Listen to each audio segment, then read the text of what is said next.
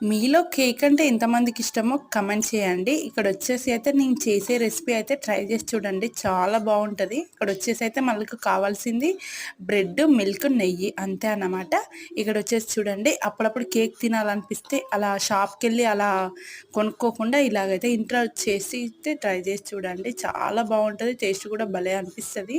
జ్యూసీగా. ఇక్కడొచ్చేసి అయితే కొన్ని మిల్క్ అయితే తీసేసుకొని కొంచెం హీట్ అయిన తర్వాత బ్రెడ్ అయితే పెట్టుకోవాలి. ఆ పైనుంచి అయితే మిల్క్ పోసేసుకొని, ఆ పైనుంచి ఇంకో బ్రెడ్ పెట్టేసుకొని 3 బ్రెడ్ అయితే పెట్టుకోవాలి. స్టెప్స్ వైస్‌గా పెట్టేసుకొని, ఆ పైనుంచి కొంచెం నెయ్యేసుకోవాలి. కావాలంటే మీరు ఆ బ్రెడ్‌ని రోస్ట్ కూడా చేసుకోవచ్చు. ఫస్టే నెయ్యితో అయితే రోస్ట్ చేసేసుకొని కూడా చేసుకుంటే ఇంకా టేస్ట్ బావుంటది. నేనైతే నార్మల్‌గా చేస్తున్నాను అలా అయితే.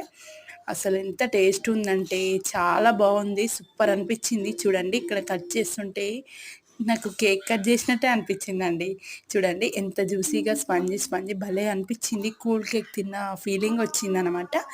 ఇదనమాట మీరైతే ట్రై చేసి చూడండి. ఇక్కడొచ్చేసైతే అమ్మ అయితే తమ్మునితోని మళ్ళీ అయితే కూరగాయలైతే పంపించింది ఊరు నుంచి అయితే.